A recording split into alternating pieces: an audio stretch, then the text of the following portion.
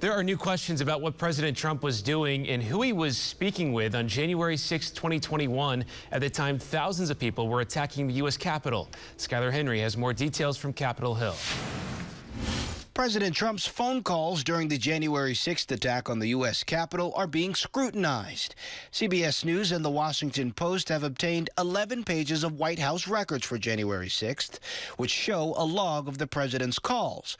But there is a nearly 8-hour gap from 11:17 a.m. to 6:54 p.m., in which no phone call was recorded. No records turned over to the Select Committee in the House because the National Archives doesn't have them. CBS News has confirmed the president talked on the phone to at least 2 people, including Utah Senator Mike Lee and House Minority Leader Kevin McCarthy during that time frame. These records seem to have disappeared, and one lawmaker we talked to said this is a cover-up. The congressional committee investigating the January 6th assault is looking into whether President Trump used phones belonging to his aides or personal disposable phones called burner phones to speak with people during that period. Former President Trump responded in a statement saying, "I have no idea what a burner phone is. To the best of my knowledge, I've never even heard of the term."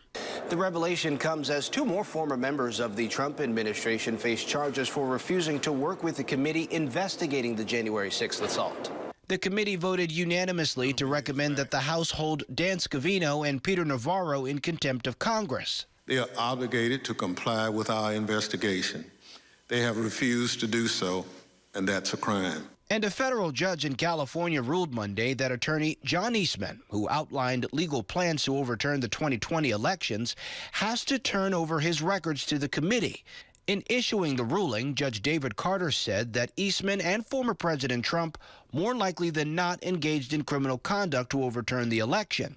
He said their campaign was not confined to the ivory tower. It was a coup in search of a legal theory. Judge Carter added the plan spurred violent attacks on the seat of our nation's government, led to the deaths of several law enforcement officers, and deepened public distrust of our political process. Skylar Henry, CBS News, Capitol Hill.